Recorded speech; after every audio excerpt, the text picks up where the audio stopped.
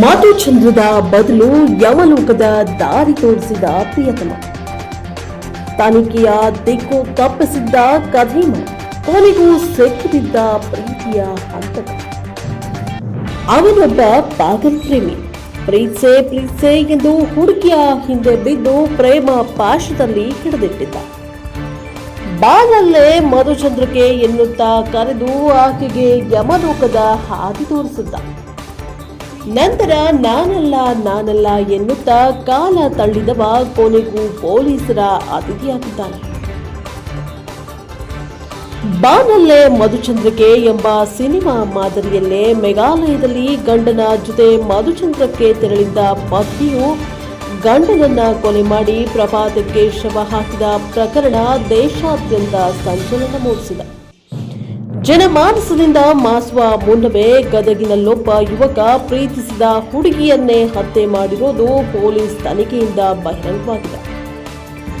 ಮದುವೆ ಮಾಡಿಕೊಳ್ಳುವಂತೆ ಮಧುಶ್ರೀ ಒತ್ತಾಯಿಸಿದ್ದೇ ಪ್ರೀತಿಯ ನಾಟಕವಾಡಿದ್ದವನು ಆಕೆಯ ಹತ್ಯೆ ಮಾಡಲು ಕಾರಣವಾಗಿದೆ.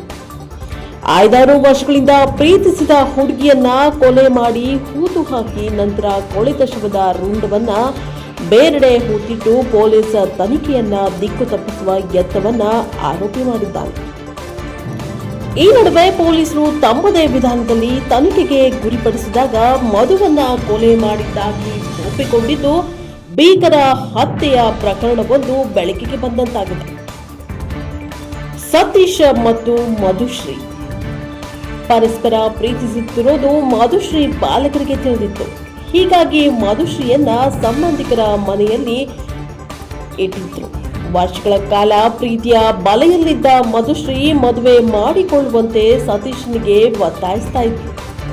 ಮದುವೆಗೆ ಸಿದ್ಧನಿದ್ದ ಸತೀಶ ಕಳೆದ ಡಿಸೆಂಬರ್ 16ರಂದು ತಡರಾತ್ರಿ ಮಧುಶ್ರೀಯನ್ನ ಕರೆದೊಯ್ದು ಕೊಲೆ ಮಾಡಿದ್ದಾನೆ ಎಂದು ತಿಳಿದು ಬಂದಿದೆ. ಗದಗ ಜಿಲ್ಲಾ ಗದಗ ತಾಲೂಕಿನ ನಾರಾಯಣಪುರ ಗ್ರಾಮದ ಮಧುಶ್ರೀ ಈರಪ್ಪ ಅಂಗಡಿ ಎಂಬಾಕೆ ಡಿಸೆಂಬರ್ 16ರಂದು ರಾತ್ರಿ 10 ಗಂಟೆಗೆ ಕಾಣೆಯಾಗಿದ್ದೆ. ಆಕೆಯ ಸಹೋದರ ಜನವರಿ 12ರಂದು ಬೆಟಗೇರಿ ಬಡಾವಣಾ ಪೊಲೀಸ್ ಠಾಣೆಗೆ ದೂರನ್ನ ಸಲ್ಲಿಸಿದ್ರು.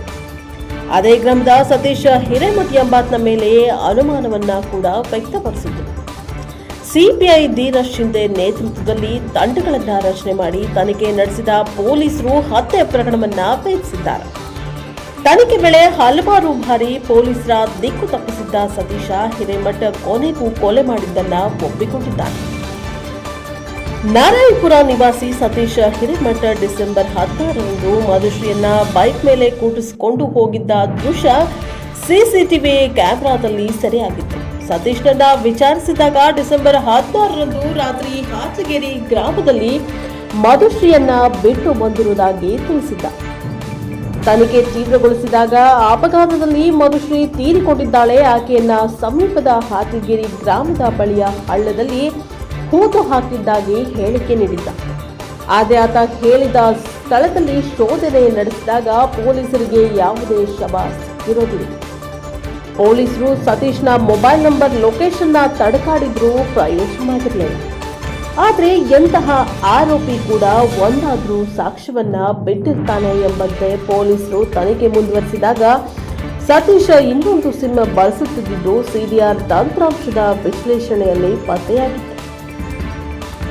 ಆ ಸಿಮ್ ಕೂಡ ಡೆಡ್ ಆಗಿತ್ತು. ಆದರೆ ಮಧುಶ್ರೀ ಕೊಲೆಯಾದ ದಿನವೇ ಕಂಪನಿಯಿಂದ ಆ ಸಿಮ್ಗೆ ಮೆಸೇಜ್ ಬಂತು. ಆ ಮೆಸೇಜ್ ನಾರಾಯಣಪುರ ಗ್ರಾಮದ ಲೊಕೇಶನ್ ಅನ್ನ ತೋರಿಸ್ತಾ ಇತ್ತು. ಇದರ ಜಾಡು ಹಿಡಿದು ಸತೀಶ್ನನ್ನ ತಮ್ಮದೇ ವಿಧಾನದಲ್ಲಿ ಪೊಲೀಸರು ವಿಚಾರಣೆಗೆ ಗುರಿಪಡಿಸಿದಾಗ ಮಧುಶ್ರೀಯ ವೇಲಿನಿಂದಲೇ ಆಕೆಯ ಕತ್ತರಿಸಿ ಕೊಲೆ ಮಾಡಿರುವುದು, ಆಕೆಯ ಬಟ್ಟೆ ಹಾಗೂ ಚಪ್ಪಲಿಯನ್ನ ಸುಟ್ಟು ಹಾಕಿರುವುದಾಗಿ ಸತೀಶ್ ಒಪ್ಪಿಕೊಂಡಿದ್ದ. ಇನ್ನು ಕೊಲೆ ಮಾಡಿ ಶವ ಮುಚ್ಚಿ ಹಾಕಿದ್ದ ಸತೀಶ್ ಹಿರೇಮಠ್ ನಂತರವೂ 3-4 ದಿನಕ್ಕೊಮ್ಮೆ ತೆರಳಿ ಶವ ಹೂತಿಟ್ಟ ಸ್ಥಳದ ಮೇಲುಸ್ತುವಾರಿ ಮಾಡ್ತಾ ಇದ್ದಂತೆ. ಆತಂಕದಲ್ಲಿ ಭೂಮಿ ಮೇಲ್ಭಾಗದಲ್ಲೇ ಶವ ಹೂತಿಟ್ಟಿದ್ದರ ಪರಿಣಾಮ ನಾಯಿ ನರಿಗಳ ಎಳೆದಾಟದಿಂದ ಶವ ಹೊರಗಡೆ ಬಂದಿದೆ ಎನ್ನುವ ಆತಂಕ ಸಹಜವಾಗಿ ಆತನನ್ನ ಕಾಡಿತ್ತು. ಆತನ ಅನುಮಾನ ಕೂಡ ನಿಜವಾಗಿತ್ತು. ನಾಯಿ ನರಿ ಕಡಿತದಿಂದ ದೇಹದಿಂದ ಬೇರ್ಪಟ್ಟ ಭಾಗಗಳನ್ನ ಅನತಿ ದೂರದಲ್ಲೇ ಮತ್ತೊಮ್ಮೆ ಹೂತು ಹಾಕಿದ್ದ. ಕೆಲ ದಿನಗಳ ನಂತರ ನಾಯಿ ನರಿ ಕಡಿತದಿಂದ ದೇಹದಿಂದ ತಲೆಯು ಬೇರ್ಪಟ್ಟು ಭೂಮಿಯ ಮೇಲ್ಭಾಗಕ್ಕೆ ಬಂದಿತ್ತು. ಭಯ ಬಿದ್ದ ಸತೀಶ ಕೂಗಳತೆಯ ದೂರದಲ್ಲೇ ತಲೆಯನ್ನ ಪ್ರತ್ಯೇಕವಾಗಿ ಹೊತ್ತಿಟ್ಟಿದ್ದಾರೆ.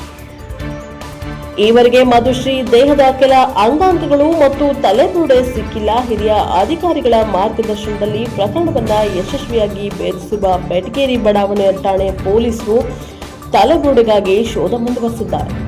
6 ತಿಂಗಳ ಕಾಲ ತಲೆಬಿಸಿಯಾಗಿದ್ದ ಪ್ರಕರಣವನ್ನ ಪೊಲೀಸರು ಕೊನೆಗೂ ಭೇದಿಸಿದ್ದಾರೆ.